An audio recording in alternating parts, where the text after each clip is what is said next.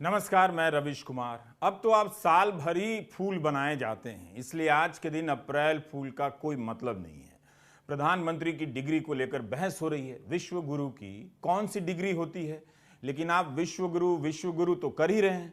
कोई देश किसी परीक्षा में पास होकर विश्व गुरु बनता है? क्या कर लेने पर कोई देश विश्व गुरु बन जाता है? क्या आपको पता भी है? जब यही पता नहीं है कि विश्व गुरु क्या है, तो डिग्री जानकर क्या करेंगे? यही दिल्ली में आईपी कॉलेज में छात्राएं प्रदर्शन कर रही हैं। उनसे पहले मिरांडा और गार्गी की छात्राएं कॉलेज उत्सव के दौरान लड़कों के आक्रमण और गुंडागर्दी को झेल चुकी हैं। मीडिया रिपोर्ट है कि लड़के लड़कियों के कॉलेज में घुसकर नारे लगाते देखे गए कि लड़कियां हमारी हैं। आईपी कॉलेज की छात्राओं ने इसके खिलाफ प्रदर्शन किया, प्रिंसिपल से इस्तीफा मांगा है। लेकिन क्या हो रहा है? गार्गी कॉलेज में गुंडागर्दी करने वालों का ही क्या हो गया?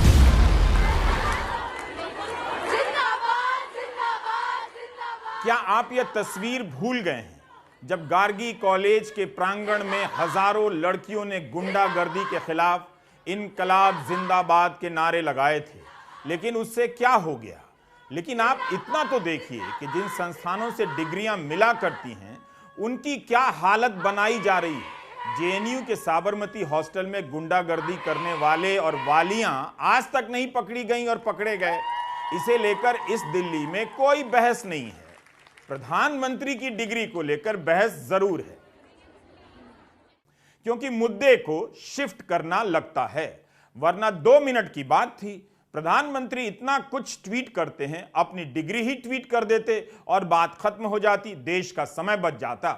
आप उनकी डिग्री की बात कर रहे हैं। यहां तो फ्रॉड लोग प्रधानमंत्री कार्यालय का नाम बेचकर ठगी करने लग जा रहे हैं। विद्या कसम, आपको यह खबर दिखाना चाहता हूं। यह खबर हिंदुस्तान अखबार की एक्सक्लूसिव बताई गई है।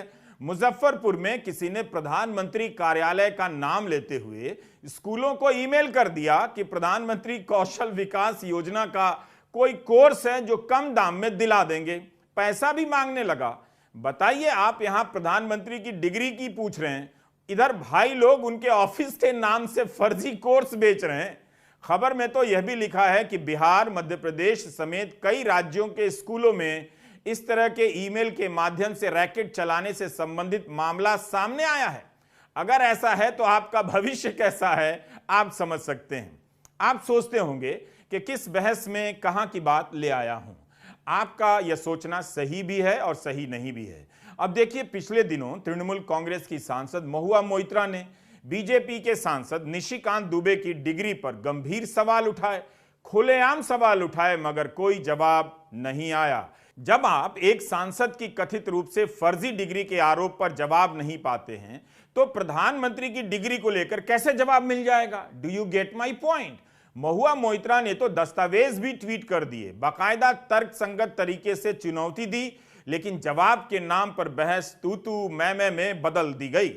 आप पहले निशिकांत दुबे की डिग्री जांच कर दिखा दीजिए, मुझे पूरा भरोसा है उसके बाद तुरंत ही प्रधानमंत्री अपनी डिग्री दिखा देंगे और उनकी डिग्री देखने के लिए आपको अदालत में याचिका दायर नहीं करनी पड़ेगी। महुआ मोइत्रा ने कितने दस्तावेजों के साथ ट्वीट किए हैं कि बीजेपी के सांसद निशिकांत दुबे की डिग्री कथित रूप से फ्रॉड है, फर्जी है, लेकिन जांच नहीं हुई। कम से कम इस मामले में प्रधानमंत्री कह सकते थे कि निशिकांत जी डिग्री दिखा दीजिए। प्रधानमंत्री अपनी डिग्री नहीं दिखा सकते, मगर एक सांसद की डिग्री का सच तो बताया ही जा सकता है। कितनी देर लगनी चाहिए इसमें? वैसे भी जब इस देश में इतने सारे झूठ चल रहे हैं, तब एक डिग्री का सच जानकर आप क्या कर लेंगे? ये वो नेशन है जो कभी नो के नाम पर वांट किया करता था।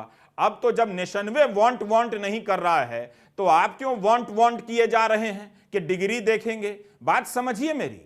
पूछ लीजिए तमाम दुल्हनों से, शादी के पहले और बाद में दूल्हे की डिग्री पता करना इस देश में कितना मुश्किल काम है। बहुत से पति अपनी पत्नी को ओरिजिनल डिग्री नहीं दिखाते हैं, केवल बताते हैं। यह बात सच है, हमारा समाज जानता है। लोग फर्जी डिग्री दिखाकर इस कंट्री में मैरिज तक कर लेते हैं।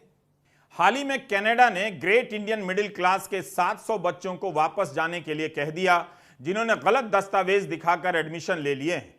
कितने ही लोग जाति प्रमाण पत्र फर्जी बनवा लेते हैं और आरक्षण का लाभ ले लेते हैं।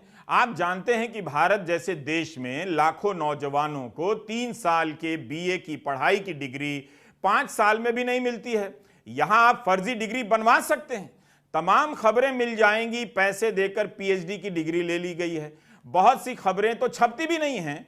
इसलिए आपको तय करना होगा कि क्या प्रधानमंत्री की डिग्री बहुत जरूरी है आपके लिए देखना, उनकी पार्टी के सांसद की डिग्री फर्जी है यह जानना क्यों नहीं जरूरी है। गुजरात हाईकोर्ट के फैसले के बाद भी दिल्ली के मुख्यमंत्री अरविंद केजरीवाल डिग्री के बहाने प्रधानमंत्री के पुराने बयानों को लेकर सवाल उठा रहे हैं।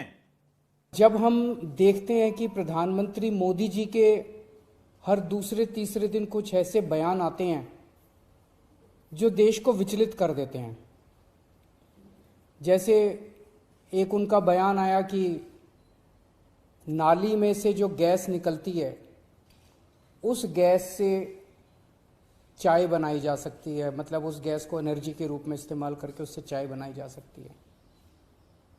कोई भी जानकार आदमी, पढ़ा लिखा आदमी इस किस्म की बात नहीं करेगा। एक उनका बयान आया कि अगर किसी दिन बारिश हो रही है और बादल हैं तो बादलों के पीछे हवाई जहाज जो है उसको रडार नहीं पकड़ पाएगा। ये तो जिसने भी सुना उसे ही लगा कि ये क्या बात कर रहे हैं। आर्मी के लोगों ने, फौज के लोगों ने, एयरफोर्स के लोगों ने, बच्चों ने, पढ़ने वाले बच्चों ने, युवाओं ने जब ये बात सुनी तो उन्हें बड़ा अटपटा सा लगा। उससे ऐसे लगता है कि उनका विज्ञान के बारे में, साइंस के बारे में कितनी कम जानकारी है। कनाडा गए, वो कनाडा में उन्होंने कुछ वो कहने की कोशिश कर रहे थे, a+b² whole square bracket square, लेकिन वो क्या कहना चाह रहे थे किसी को समझ नहीं आया। पूरी दुनिया उस टाइम प्रधानमंत्री जी को देख रही थी। पूरी दुनिया के सामने देशवासी एक तरह से बड़े एम्बैरेसिंग फील कर रहे थे। एक और मैं देख रहा था, प्रधानमंत्री मोदी जी बच्चों को एड्रेस कर रहे हैं। बच्चों को वो बता रहे थे कि कैसे क्लाइमेट चेंज जो है वो ऐसा कुछ नहीं है, कोई क्लाइमेट चेंज नहीं है। अब climate change, global climate change, global warming जो है ये एक बहुत बड़ा सत्य है। ये पूरी दुनिया मानती है, पूरी दुनिया के अंदर इस पे खूब काम चल रहा है। अगर हमारे देश के प्रधानमंत्री ऐसी बात करेंगे कि क्लाइमेट चेंज कुछ नहीं है, ग्लोबल वार्मिंग कुछ नहीं है, तो फिर तो उसके ऊपर हम एक्शन भी कैसे ले पाएंगे। और मैं देख रहा था उसमें जो बच्चे सुन रहे थे वो दबी जबान में हंस रहे थे। ऐसे में ये संदेह होता है और ये प्रश्न उठता है कि क्या हमारे देश के प्रधानमंत्री पढ़े लिखे हैं और कितने पढ़े लिखे हैं। अभी तो अदानी का मामला चल रहा था, महंगाई का मामला चल रहा था, अचानक डिग्री का आ गया। इस पुराने विवाद से उम्मीद है भारत की शिक्षा प्रणाली में सुधार आ जाएगा। कम से कम यही देख लीजिए, कॉलेज में पढ़ाई का स्तर, योग्यता और अनुभव को किनारे कर अपने लोगों को टीचर बनाने का खेल, दिल्ली यूनिवर्सिटी का सेशन लेट, इन सब पर अब जनता बहस नहीं करती है। क्या प्रधानमंत्री को शोभा देता है कि वे अपनी डिग्री ट्वीट कर दें इसके बीच? तब तो लोग पूछने लग जाएंगे कि अब इसके बाद यह भी बता दीजिए कि इलेक्टोरल बॉन्ड में कौन कौन पैसा दे रहा है। नाम ना पता चले ऐसा कानून आपने क्यों बना दिया। पारदर्शिता का मतलब बदल गया है। इसका नया मतलब है उस पार की सूचनाओं का दर्शन कभी नहीं होगा। आप घंटी बजाते रह जाएंगे। यह उनके लिए शोभा भी नहीं देता कि अपनी डिग्री ट्वीट करें। शिकायत तो उनके क्लासमेट से होनी चाहिए जो उनके साथ स्कूलों में पढ़े, कॉलेज में पढ़े। उन्हें अपनी यादें साझा करनी चाहिए थी। ट्विटर पर लोग पूछ भी रहे हैं कि जहां से उन्होंने पढ़ाई की उनके क्लासमेट तो होंगे ही। अब वे सामने नहीं आ रहे हैं तो हम क्या करें। वरना तो प्रधानमंत्री के साथ पढ़े लोग कितने गर्व के साथ रीयूनियन की तस्वीरें खिंचाते हैं, फेसबुक पर लिख रहे होते ये लोग। अब उन्हें यह गर्व नहीं करना है तो यह उनकी समस्या है, मेरी कैसे हो सकती है। सोचिए, जिन कॉलेजों में शिक्षक नहीं हैं वहां से पास करने वाले नौजवानों की डिग्री का कोई मतलब है? वे फर्जी ना भी हों तो भी किस काम की रह जाती होंगी। कितनी बार इससे जुड़ी खबरें बता चुका हूं। क्या नौजवान सड़क पर आ गए या कोचिंग इंडस्ट्री में जाकर खप गए? अब तो दिल्ली यूनिवर्सिटी में सुनाई दे रहा है कि जो लोग 10-10 साल से एडहॉक पढ़ा रहे थे, उनकी जगह किसी और का परमानेंट हो जा रहा है। समाज इतने दुखों को झेल जाता है, पचा ले जाता है, तो एक प्रधानमंत्री की डिग्री को क्यों नहीं पचा सकता? सब तरफ शांति ही शांति है। जो 10 साल से पढ़ा रहा था तब लायक था, लेकिन परमानेंट करने का टाइम आया तो लायक नहीं रहा। दिल्ली विश्वविद्यालय में वर्षों तक एडहॉक पढ़ाने वाले इस समय लोकतंत्र, न्याय, इन सब के बारे में किस तरह से सोच रहे होंगे? किसका हो रहा है, कैसे हो रहा है, इस पे सारी चर्चाएं गुप्त रूप से हो रही हैं। अधर्म की रक्षा करना ही इस वक्त धर्म की राजनीति का सबसे बड़ा कर्तव्य होता है। सांसद निशिकांत दुबे की डिग्री के विवाद को आप जनता पचाएंगे, पचाना पड़ेगा। दुनिया में भारत अकेला देश है जो विश्वगुरु बनने वाला है। क्या पता बन भी चुका हो। इस विश्वगुरु भारत की यूनिवर्सिटी के वाइस चांसलर की भी खबरें दिखाना चाहता हूं, फिर डिग्री की बहस करते रहिएगा। यह खबर थोड़ी पुरानी है, मगर प्रधानमंत्री की डिग्री विवाद को ठीक से समझने में मदद कर सकती है। दैनिक भास्कर में 5 महीने पहले छपी है कि doctor APJ Abdul Kalam technical university के पूर्व कुलपति पर एफआईआर, कानपुर के छत्रपति शाहू जी महाराज विश्वविद्यालय के कुलपति विनय पाठक पर एफआईआर हुई। एसटीएफ करेगी जांच। 4 महीने पहले भास्कर में छपी इस खबर को आप कैसे समझेंगे? लिखा है, भ्रष्टाचार के मामले में अलग अलग हुई कार्रवाई। पूर्व कुलपति अशोक मित्तल को शिकायत पर ही हटा दिया गया। विनय पाठक एफआईआर के बाद भी बचे हुए हैं। इस साल 10 जनवरी को जागरण में यह खबर छपी है कि कानपुर विश्वविद्यालय के कुलपति विनय पाठक के विरुद्ध सीबीआई जांच आरंभ कर रही है। इनके खिलाफ तो ईडी की भी जांच हो रही है। बताइए, ये कैसे कुलपति हैं कि इनके पीछे राज्य की एसटीएफ लगी है, केंद्र की सीबीआई और ईडी लगी है? ये खबर तो सार्वजनिक है, लेकिन बाकी जो नहीं है वहां ऐसा नहीं होता हो, आप दावे के साथ नहीं कह सकते इस कंट्री में। हम आपको बता दें कि मध्य प्रदेश में वाइस चांसलर को हिंदी में कुलपति कहा जाता था, लेकिन पिछले साल वहां के राज्यपाल ने कुलगुरु कर दिया। अब वहां कुलपति जी कुलगुरु कहलाएंगे। बाकायदा कैबिनेट ने इसे मंजूरी दी है। कुलपति से कुलगुरु बनने में राज्य के शिक्षा के स्तर में क्या बदलाव आया है, यह तो छात्र ही बता सकते हैं। यहां एक मेडिकल साइंस यूनिवर्सिटी है। पिछले दिनों इस पर आरोप लगे कि फर्जी तरीके से छात्रों को यहां पास कराया जा रहा है। कितने लोग इस देश में फर्जी तरीके से डॉक्टर बन गए, आपको पता नहीं है क्या? व्यापम आपको पता नहीं है? और आप प्रधानमंत्री की डिग्री पूछ रहे हैं। अगर पलटकर प्रधानमंत्री जी ने सबकी डिग्री के बारे में पूछ दिया तो मुझसे मत कहिएगा।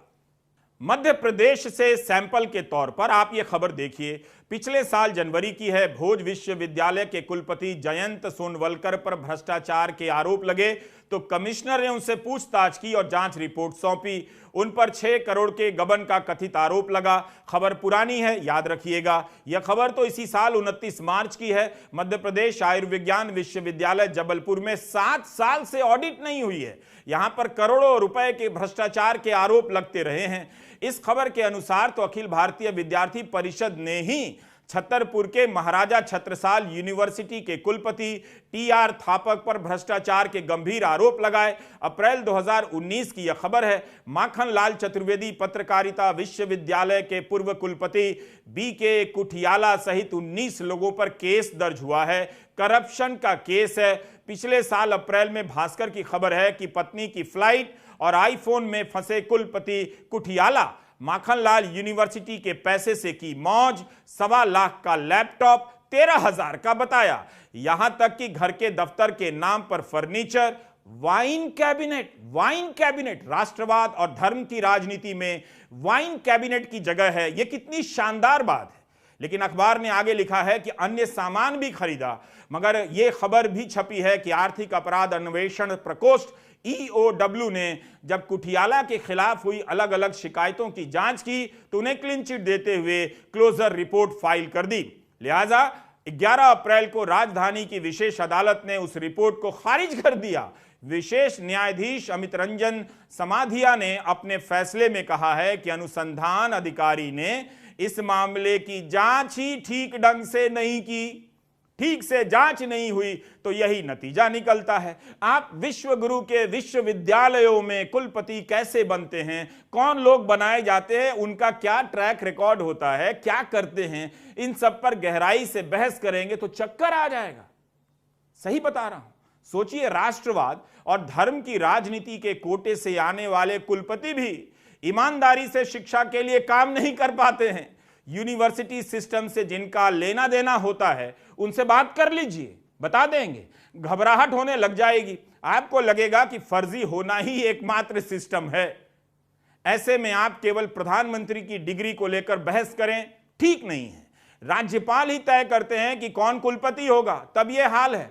अंदर खाने की तो बहुत सी खबरें होती हैं कि पैसे देकर भी कई लोग कुलपति बन जाते हैं। इस तरह की चर्चाएं चलती हैं। केवल डिग्री फर्जी है यही एक मामला नहीं है। 2018 में तमिलनाडु के ही राज्यपाल ने बयान दिया कि पहले कुलपतियों का पद करोड़ों में बिकता था। बिहार के अखबारों को उठाकर देखिए, कुलपतियों के गबन और भ्रष्टाचार की बहुत सारी खबरें मिलेंगी। मगध विश्वविद्यालय के पूर्व कुलपति डॉक्टर राजेंद्र प्रसाद पर तो करोड़ों के फ्रॉड के आरोप हैं। कई महीनों तक फरार रहने का सुख प्राप्त करने के बाद राजेंद्र प्रसाद ने हाल में सरेंडर कर दिया। इस यूनिवर्सिटी में 3 साल का बीए 5 साल में भी नहीं हो पा रहा था। कितने छात्रों का जीवन बर्बाद हुआ। एक दूसरी खबर है कि पटना राजभवन ने छपरा के जयप्रकाश नारायण विश्वविद्यालय के कुल सचिव डॉक्टर रवि प्रकाश बबलू को तत्काल प्रभाव से पदमुक्त कर दिया है। खबर में लिखा है कि 8वें कुलपति हैं जिन पर राजभवन की गाज गिरी है। विश्वविद्यालय के फंड को लूटना, अपने रिश्तेदारों और जाति के लोगों को लेक्चरर प्रोफेसर बनाना, फर्जी डिग्री बांटना और पैसे लेकर असली डिग्री देना, यह सब अनुभव भारतीय नागरिकों के जीवन में कोई बड़ी बात नहीं है। यही कारण है कि प्रधानमंत्री की डिग्री कोई मुद्दा नहीं है, वरना उनकी डिग्री और उनके साथ पढ़ने वाले सहपाठी सब अपनी डिग्री लेकर सामने आ जाते। मेरी कोशिश है कि आप उन विश्वविद्यालयों की चिंता कीजिए जहां केवल इमारतें बची रह गई हैं। उनकी रंगाई पुताई काफी अच्छी है इन दिनों, सेमिनार रूम काफी शानदार होते हैं, मगर पढ़ाई जीरो। पढ़ाने के नाम पर कई बार घटिया लोगों की नियुक्ति की खबरें आती हैं, तो कई बार यह भी खबर छप कर रह जाती है कि पढ़ाने वाला ही नहीं है।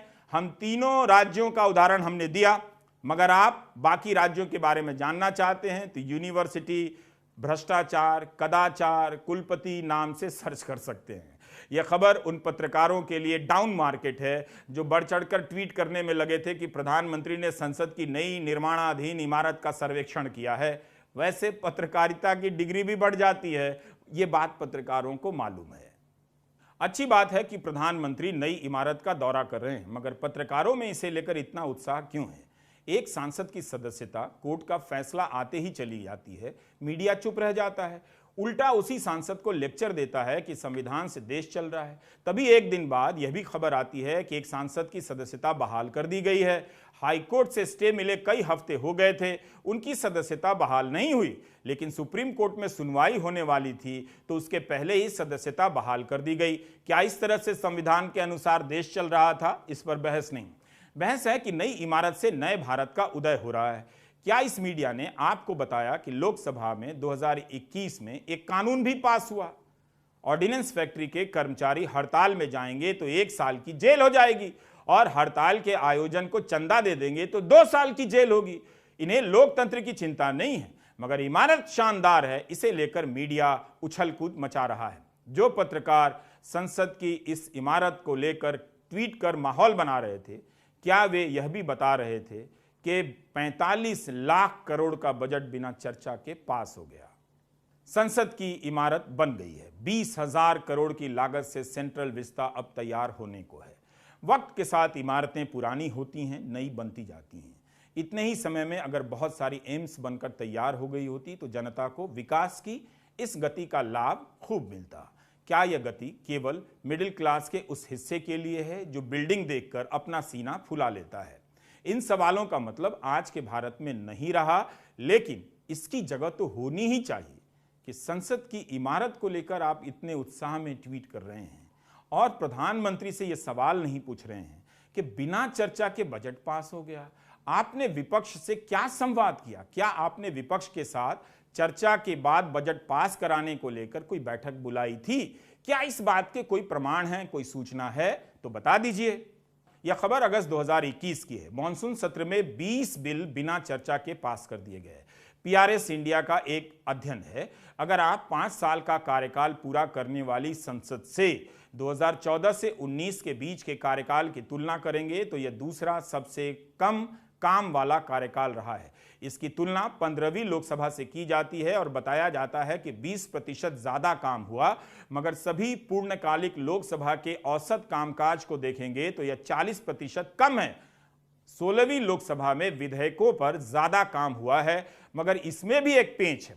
हर बिल संसद की कमेटी में चर्चा के लिए भेजी जाती है। प्रायः 14वीं और 15वीं लोकसभा में जितने भी बिल पेश हुए उनमें से 60 से 70% बिल लोकसभा की कमेटियों में चर्चा के लिए भेजे गए, मगर 16वीं लोकसभा में यह प्रतिशत घटकर 25 पर आ गया। यही नहीं, बजट का 83% हिस्सा बिना बहस के पास कर दिया गया। कहने का मतलब है कानून बनाने की संसद की इस अहम प्रक्रिया का महत्व घट गया। इसे लेकर कोई ट्वीट नहीं है, बिल्डिंग को लेकर उत्साह है, सेल्फी खिंचाते रहिए। इसे भी नोट करें कि 16वीं लोकसभा में बजट का 83% हिस्सा बिना चर्चा के पास हुआ। 2023 से 24 के बजट का 100% हिस्सा बिना चर्चा के पास हुआ। आर्टिकल 107 में लिखा है कि बिना दोनों सदनों की बहस की सहमति के कुछ विशेष बिलों के अलावा कोई बिल पास नहीं हो सकता। जब तक बहस नहीं होगी आप सहमति या असहमति के बारे में जान नहीं सकते। तो एक तरह से इस आर्टिकल का कितना उल्लंघन हो रहा है, पालन हो रहा है, इस पर कोई शोक नहीं, इस पर कोई शोर नहीं। शोर है कि नई इमारत बन गई है।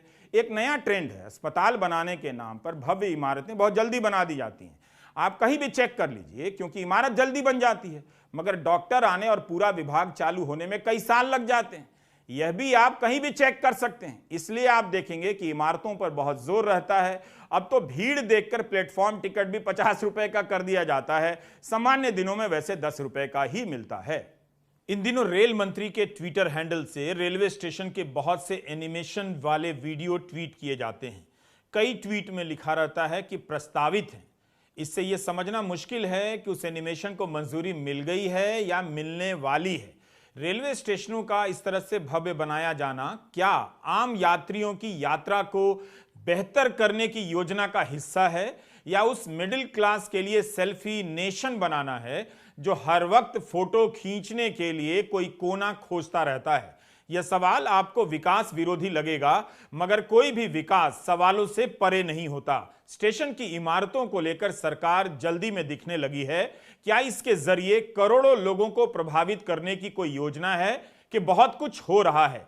क्या इन स्टेशनों की तरह रेल यात्रा के उनके अनुभवों को भी शानदार किया जा रहा है? तब फिर हमें बात करनी चाहिए कि इन अनुभवों में किसकी आवाज है, आम आदमी की आवाज है या नहीं। रेलवे का किराया अब मुद्दा नहीं है, इसकी तो बात ही नहीं होती। 1250 रुपए का सिलेंडर खरीदने वाली जनता के पास विकल्प ही क्या है? रेल के महंगे होने का असर देखना है तो आप उन बसों में सफर कीजिए जो स्लीपर बसें कहलाती हैं। इस जगह की भीड़ बता रही है कि आम रेल यात्रियों की जिंदगी में क्या सुधार हुआ होगा। किसी भी एंगल से आप दिल्ली के आनंद विहार को देख लीजिए, जमीन से लेकर आसमान तक में इसका बेतरतीबपन आपको बताएगा कि इन यात्रियों का हाल लेने वाला शायद कोई नहीं। हम आपको आनंद विहार इसलिए ले आए हैं ताकि आपसे एक सवाल कर सकें। सवाल यह है कि इन स्लीपर बसों का अस्तित्व में आना क्या कुछ भी नहीं कहता?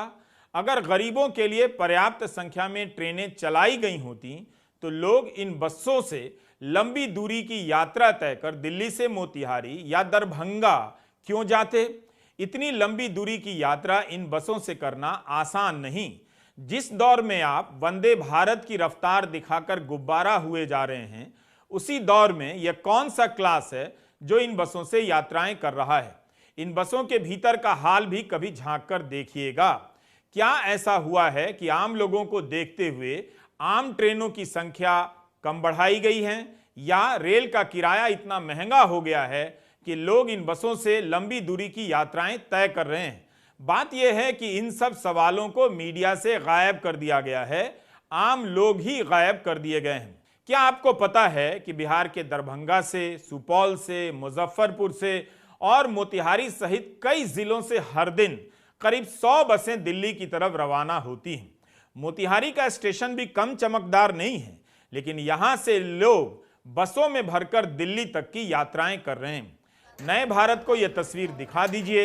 यहां से दिल्ली तक की यात्रा इन स्लीपर बसों में की जा रही है।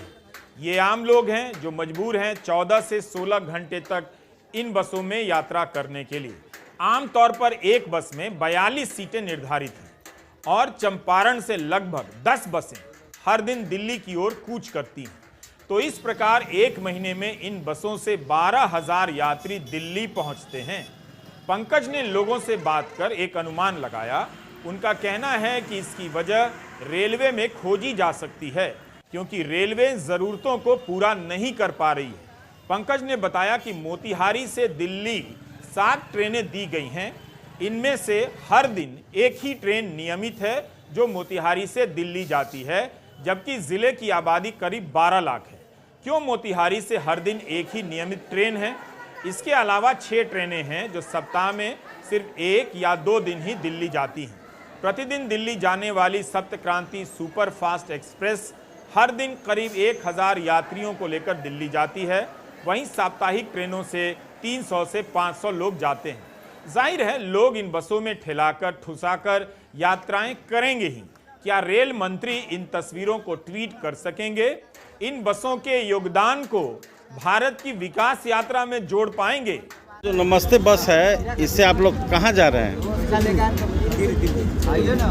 तो बस से जा रहे हैं, ट्रेन से क्यों नहीं गए? ट्रेन में टिकट नहीं मिला, तत्काल में भी ये ट्राई किए, नहीं मिला। अच्छा, कितने दिन से ट्राई कर रहे थे? लगभग 5 दिन से। और ट्रेन में टिकट नहीं मिला, तो इस कारण बस आप इस कारण बस ये बस जा रहा है। 10 में दूगो कितना घंटा का जर्नी होता है ये? पहली बार जा रहे हैं। पहली बार जा रहे हैं। कहाँ के रहने वाले हैं? चिड़ियाखला से। अच्छा, आप पहली बार दिल्ली जा रहे हैं? जा रहे हैं क्यों?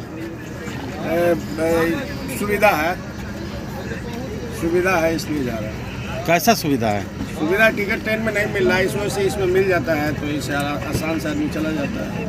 ट्रेन में किराया भी कम है, किराया भी ज़्यादा नहीं है इसलिए। कितना किराया लगता है?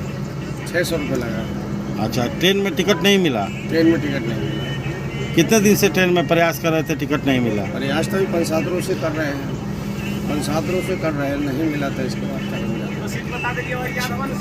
तो इसमें तो पेशाब वगैरह रोकेंगे ये लोग, होटल पर रोकते हैं, इस वजह से हम लोग मतलब वहाँ पर पेशाब सब लोग करेंगे, होटल पर रोकेंगे, हल्ट करते हैं लोग। अगर आम लोगों के लिए रेल सुविधाएं बेहतर हुई हैं, तो स्लीपर बसों की भरमार क्यों है? यह सवाल चमकदार स्टेशनों की तस्वीरों के आगे दबा दिया जाता है। जरा सोचिए, क्यों वंदे भारत पर इतना जोर है? इसका एक जवाब तो यही है कि मिडिल क्लास के एक वर्ग को विकास का आकर्षक चेहरा दिखाया जा रहा है, ताकि वह सीना फुला सके और इसे देखकर बाकी लोग झांसे में लाए जा सकें कि यह सुविधा उन्हें भी मिल सकती है, जबकि उनके लिए नहीं है। वंदे भारत का टिकट बहुत महंगा है। अब तो होली, छठ या गर्मियों में रेलगाड़ियों की हालत पर रिपोर्टिंग बंद सी हो गई है। चैनलों के रिपोर्टर जनरल क्लास में यात्राएं करके हाल नहीं बताते हैं कि आम लोग किस तरह से दिल्ली से पटना या दिल्ली से दरभंगा जा रहे हैं। व्हाट्सएप यूनिवर्सिटी में फैलाई जा रही फेक न्यूज़ और फर्जी इतिहास को सच मानने वाले वर्ग में एक बड़ा वर्ग बुजुर्गों का भी है। इन बुजुर्गों को कभी रेल टिकट पर छूट मिला करती थी, मगर 20 मार्च 2020 को एक झटके में समाप्त कर दी गई। 3 साल से ये बुजुर्ग बिना छूट के रेल यात्राएं कर रहे हैं। सीनियर सिटीजन होने की पहचान रेल टिकट में छूट से भी मिला करती थी, जो समाप्त कर दी गई है।